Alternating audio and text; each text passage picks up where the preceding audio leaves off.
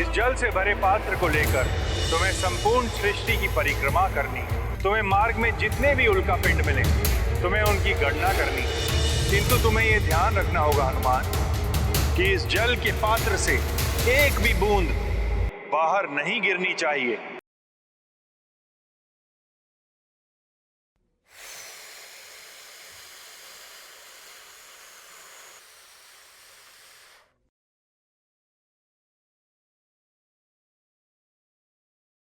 हाँ, अब ठीक है। किंतु ये तो अभी भी तीव्रता से घूम रहे हैं। अभी भी इनकी गणना करना कठिन है। एक के पीछे दूसरी ओर छुप रहे हैं। कुछ तो करना होगा।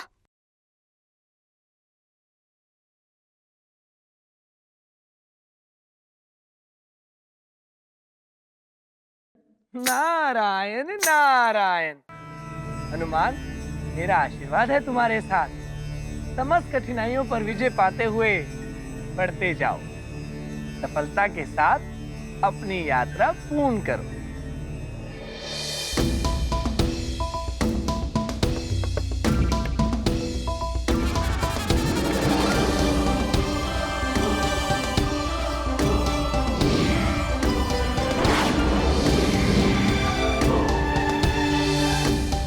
हनुमान, कोई भी विपदा या बाधा अब तुम्हारे मार्ग में बाधक न बन सके।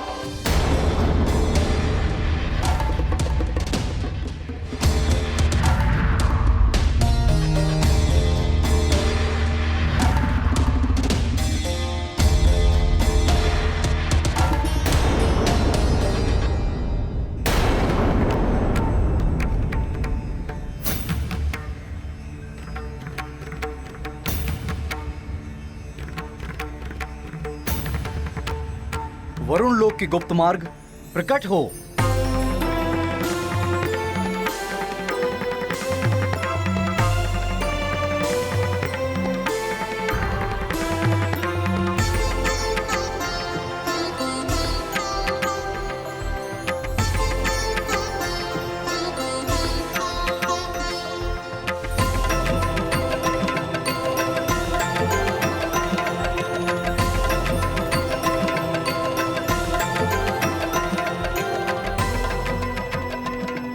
आप आ गए स्वामी। देखिए ना क्या दशा हो गई है मेरे पुत्र की। अन्न जल सब कुछ त्याग दिया है इसने और विश्राम भी नहीं कर रहा। यहाँ तक कि किसी को अपने समीप भी नहीं आने दे रहा है। ये सब सूर्य देव के कारण हुआ है। ऐसा नहीं है देवी, ये सब गौ की अक्षमता के कारण हुआ है। ये स्वयं ही सूर्यदेव को प्रभावित नहीं कर पाया। आप इस पर क्यों क्रोधित हो रहे हैं? आप स्वयं सोचिए ना, एक वानर पुत्र एक देव पुत्र से कैसे अधिक योग्य हो सकता है। मुझे तो स्पष्ट दिखाई दे रहा है कि सूर्य देव ने पक्षपात किया है। पक्षपात? सूर्यदेव क्यों करेंगे पक्षपात? क्यों? आपको स्मरण नहीं? लंकेश रावण के बंधन से हनुमान ने ही उन्हें मुक्त कराया था।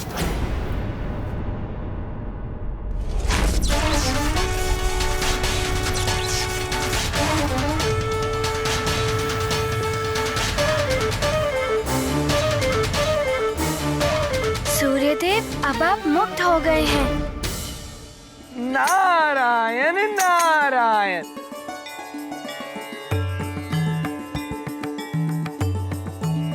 प्रणाम देवर्षि। शुभमस्तु। सूर्यदेव को लंकेश से मुक्त कराने वाले हनुमान ही तो थे। अब जब हनुमान को शीघ्र ही शिक्षा की आवश्यकता थी तो हनुमान की योग्यता देखकर सूर्यदेव ने शिक्षा के लिए उनका चयन कर लिया। वही तो मैं भी कह रही हूँ कि हनुमान की वो योग्यता देखी सूर्यदेव ने।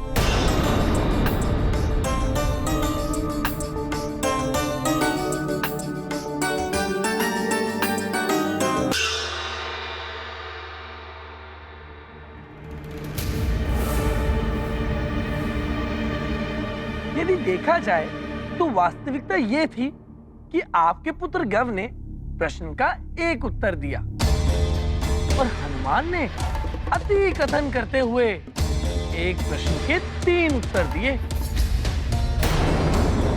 फिर भी हनुमान को उत्तीर्ण कर दिया और आपके पुत्र गव को अनुत्तीर्ण मान लिया। सुना आपने स्वामी, एक प्रश्न के 3 उत्तर देना तो अनुचित है ना, फिर भी उसे योग्य ठहरा दिया सूर्यदेव ने। वरुण देव, हनुमान भले ही वानर बालक है, किंतु क्षमता एवं योग्यता में देव पुत्रों से तो क्या, आप सब देवताओं से भी बढ़कर हो जाएगा एक दिन।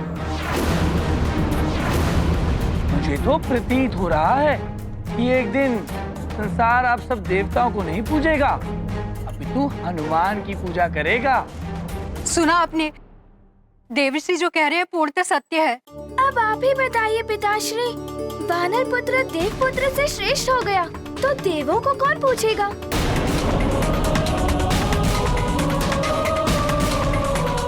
सूर्यदेव तो आपके समान देवता है, उन्हें सर्वप्रथम देव पुत्रों के हित का प्रयास करना चाहिए था, ताकि किसी वानर का पक्षपात करना ही था तो हम देव पुत्रों को प्राथमिकता देनी चाहिए थी।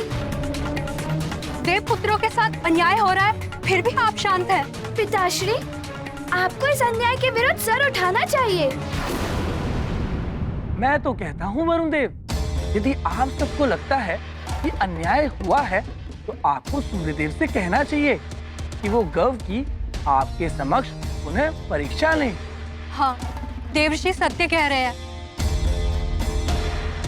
आप सूर्यदेव से कहकर गौ को एक अवसर और दिलाइए, और यदि आप उनके विरुद्ध स्वर नहीं उठा सकते तो मैं स्वयं जाऊंगी, देवराज इंद्र की सभा में जाकर अपनी बात रखूंगी। फिर देखती हूँ कि कैसे सूर्यदेव देव पुत्र को एक और करके किसी वानर को शिक्षा देते हैं। अच्छा ठीक है, मैं देवराज इंद्र से बात करूंगा इस विषय में। मैं उनके समक्ष अपना पक्ष रखूंगा। आप अभी तक चिंतन कर रहे हैं, शीघ्रता कीजिए। अवश्य देवी। आपको अवश्य बात करनी चाहिए वरुण देव, आप भी तो उनके समान प्रमुख देवताओं में से एक हैं। आप जो भी निर्णय लेंगे उचित ही लेंगे। नारायण नारायण। स्वामी, मुझे कुछ समझ में नहीं आ रहा है कि देवर्षि नारद ये सब कर क्या रहे हैं। कभी रावण को हनुमान की शिक्षा के विरुद्ध भड़काते हैं तो कभी वरुण देव को उकसाते हैं। प्रिय, देवर्षि नारद देवत्व एवं ऋष्यत्व का अनूठा संगम है। त्रिकालदर्शी हैं वो। उनकी अनुचित से दिखाई देने वाली विचित्र लीलाओं का उद्देश्य अंततः संसार का कल्याण ही होता है। अब लंकेश रावण एवं वरुण देव को भड़काने के पीछे उनका कौन सा उद्देश्य है? इससे हनुमान की शिक्षा अवरुद्ध होती है या नहीं? अब ये सब तो आगे चलकर ही ज्ञात हो पाएगा प्रिय।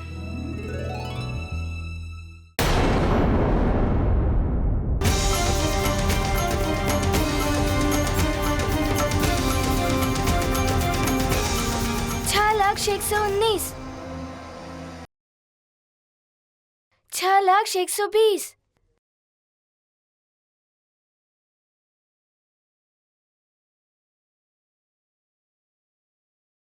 6,121, 6,122, 6,123, 6,124, 6,125,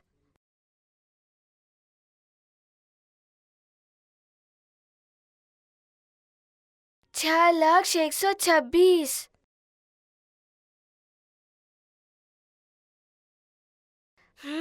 अब तो परिक्रमा पूर्ण होने में कुछ ही दूरी की यात्रा शेष है, किंतु मुझे शीघ्रता करनी होगी। संध्या काल से पूर्व ही ये कार्य संपन्न करना होगा मुझे।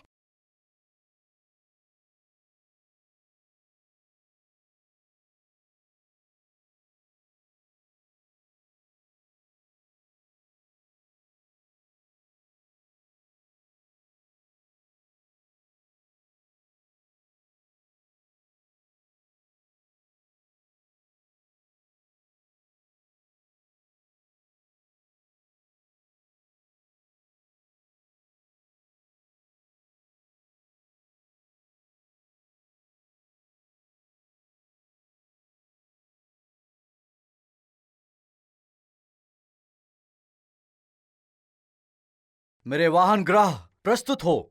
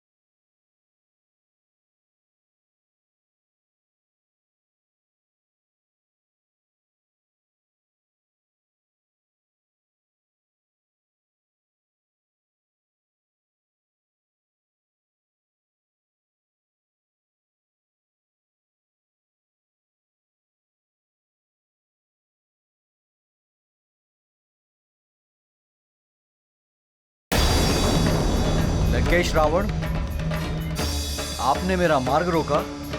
आज लंकेश रावण आपका मार्ग रोकने नहीं, अपितु आपको मार्ग दिखाने आए हैं। मित्रता करने आए हैं आपके साथ वरुण देव। मित्रता? लंकेश, आप तो मित्रता उसी से करते हैं जिससे आपको कुछ लाभ हो। शत्रु का शत्रु भी मित्र होता है वरुण देव। हम जानते हैं उस तुच्छ वानर के कारण आपके पुत्र, एक देव पुत्र के साथ अन्याय किया गया। वो भी किस लिए? इसलिए कि उसने सूर्य देव को बंधन से मुक्त कराया था। उस उपकार का मूल्य चुकाया गया है आपके पुत्र पर अन्याय करके वरुण देव।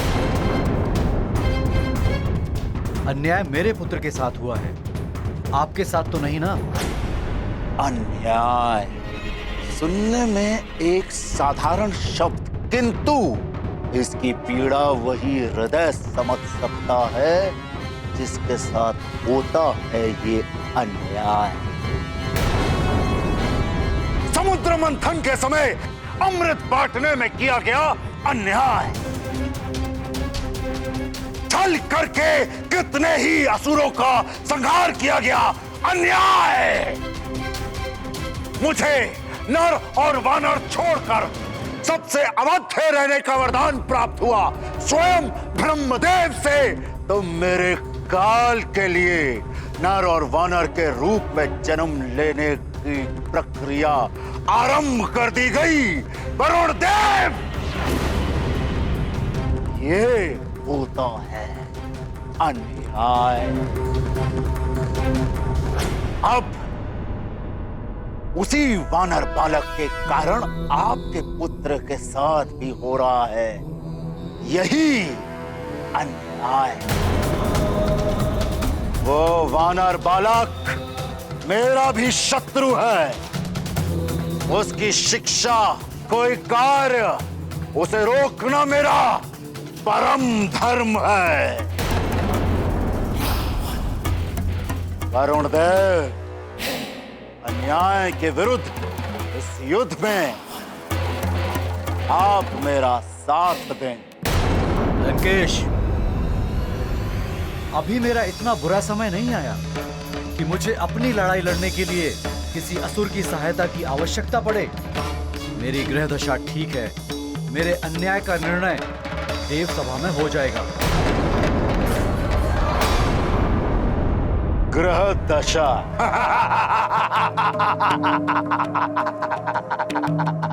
स्मरण रखिएगा वरुण देव, ग्रह दशा परिवर्तित होने में अधिक समय नहीं लगता है। मेरा प्रस्ताव आपके समक्ष है। यदि देव सभा में आपको न्याय के स्थान पर अन्याय मिला तो मुझे स्मरण करिएगा।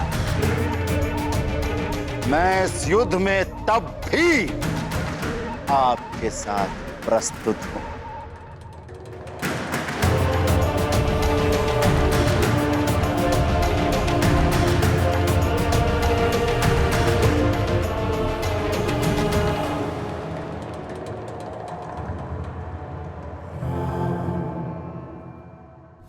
अपने पुत्र को अधिकार दिलाने के लिए मुझे किसी रावण की आवश्यकता नहीं है। ग्रह दशा तो अब तुम्हारी परिवर्तित होने वाली है कुछ पल में वरुण देव। रावण है हम। राहु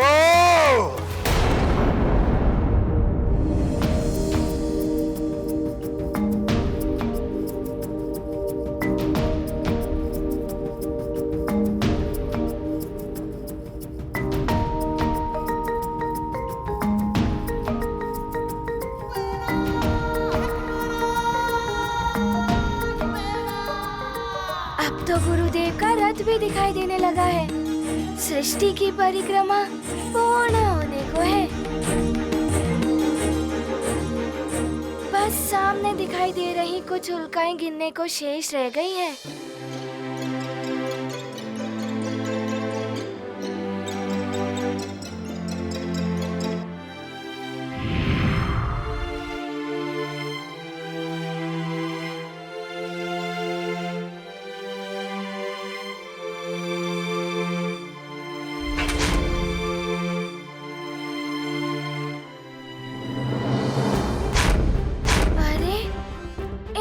पिंडों को तो मैं कुछ ही क्षणों में गिन लूंगा। राहु! जय हो लंकेश। कैसे स्मरण किया आपने? राहु, अपनी ग्रह दिशा से प्रभावित कर दो वरुण देव। उसके सर पर सवार हो जाओ। इतना विवश कर दो उसे कि उसका हर निर्णय विपरीत ही हो।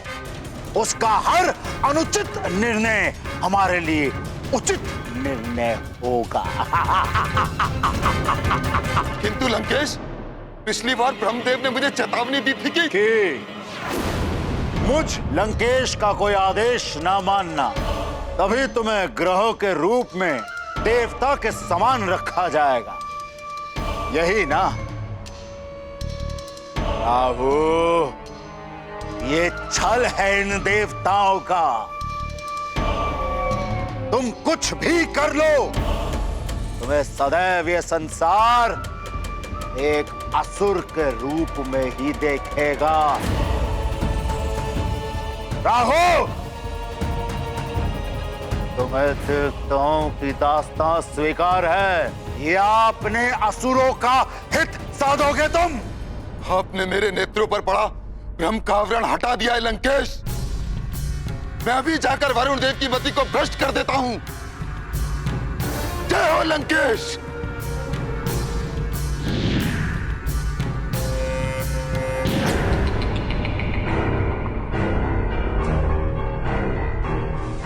प्रणाम वरुण देव। प्रणाम राहु। ये राहु कहां से आ गया मार्ग में? इसके दर्शन तो बड़े अशुभ होते हैं, कहीं कुछ विपरीत ही ना हो जाए। मुझे शीघ्र ही कहीं पहुंचना है।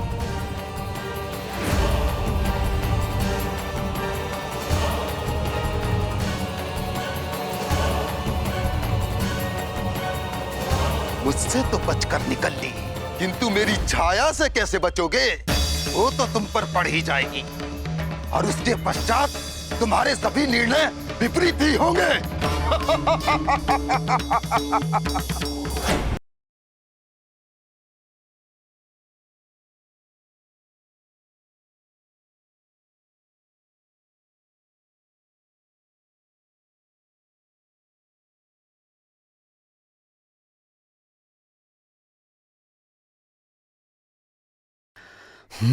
वारुणी उचित ही कह रही थी। मुझे अन्याय के विरुद्ध स्वर उठाना ही होगा। मैंने निर्णय कर लिया है, बिना देवपुत्रों की शिक्षा के हनुमान की शिक्षा पूर्ण नहीं होगी।